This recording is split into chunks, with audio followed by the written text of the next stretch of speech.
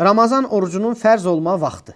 Nə vaxt fərz olub Ramazan orucu? Ramazan orucu hicrətin 2-ci ilində fərz olub və Peyğəmbər sallallahu aleyhi ve sellem 9 Ramazan, yəni 9 il Ramazan orucu tutub. Sallallahu aleyhi ve sellem. Allah azze ve celle buyurur. Ya eyyühellezine amenu kutibe aleykumus-siyamu kema kutibe alellezine min qablikum leallekum tettekun. Eyyamen ma'dudat. فمن كان منكم مريضا أو على سفر فعدة من أيام أخر وعلى الذين يطيقونه فدية طعام مسكين فمن تطوع خيرا فهو خير له وأن تصوموا خير لكم إن كنتم تعلمون. Allah Azze ve Celle bu iki ayette buyurur. Ey iman getirenler! Oruç tutmak sizden evvelkilere vacip edildiği kimi size de vacip edildi ki tekvalı olasınız. 184. ayette ise buyurur ki Allah Azze ve Celle oruç sayı müeyyen olan günlerdir. Sizlerden xəstə veya seferde olanlar başka günlerde eyni sayda oruç tutmalıdırlar. Buna taqəti olanlar ise bıraktığı her günün əvəzinə bir kasıbı yedirməklə fidye verməlidirlər. Kim könüllü olarak yaxşılıq etsə bu onun üçün daha xeyirli olar. Bilsəniz oruç tutmak sizin üçün nə qədər xeyirlidir. Sonra diğer ayə. İnsanlara doğru yolu gösteren, bu yolun ve hakkı batilden ayırt edenin açık aydın delilleri olan Kur'an Ramazan ayında nazil edilmiştir. Qoy sizlerden bu aya yetişen kəslər həmin ay oruç tutsunlar. Xəstə veya seferde olanlar ise başka günlerde eyni sayda oruç tutmalıdırlar. Allah sizin üçün çətinlik istemez. Əksinə sizin üçün asanlıq istəyər. Allah istəyir ki siz bıraktığınız günlerin orucunu tamamlayasınız. Ve sizi doğru yola yönətdiyinə göre onu uca tutasınız ve şükredesiniz. Bakın kardeşler. Burada bir neçə dənə biz ayələr oxuduq. Bu ayələr orucun eyni zamanda fərz olma mərhələləridir. Fərz olma mərhələləridir. Birinci mərhələdə yemək yemək, iftar etməklə oruç tutmaq arasında seçim olub. İstəyən oruç tutsun, İstəyən oruç tutmasın əvəzində kasıbı yedizdirsin.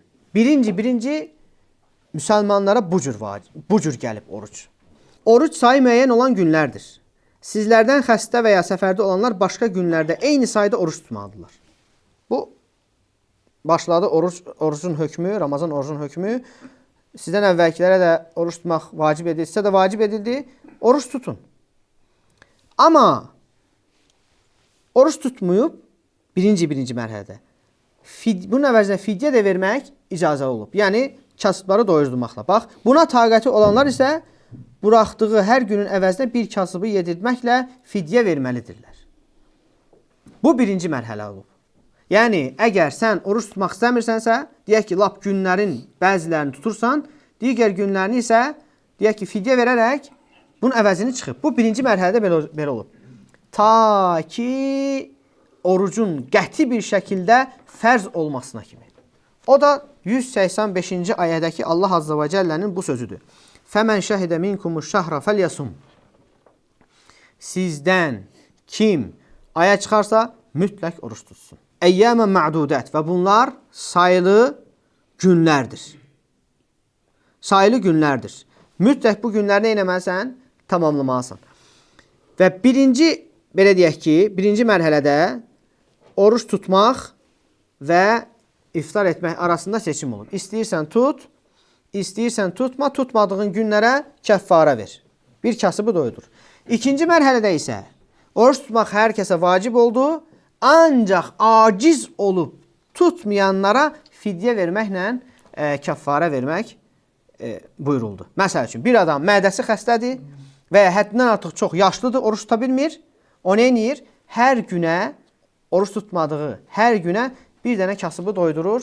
Nə edir? Bunun əvəzinə kəffarəsini verir, fidyəsini verir. Amma deyək ki, bir insan sağlamdır.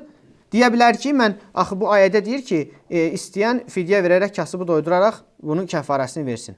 Deyə bilməz. Niyə? Çünki o nəsx olub. O işin başındaydı. Allah Azze ve Celle bəzi ibadətləri tədricən vacibləşdirib. Və hətta bəzi haramları tədricən qəti bir şəkildə haramlaşdırıb. Məsələn, içkinin haram olması kimi. Tədricən bir neçə mərhələdən sonra qəti şəkildə haram oldu.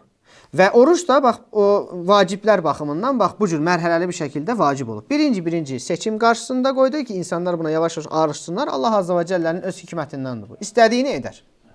Sonra isə dedi ki, hər kəs tutsun. Ancaq aciz qalanlar yenə də kəffarə ilə bunu əvəz edə bilər. Amma deyək ki, insan xəstə olub və ya səfərdə olub, tutmayıbsa həmən günləri deyil, sonra tutsun.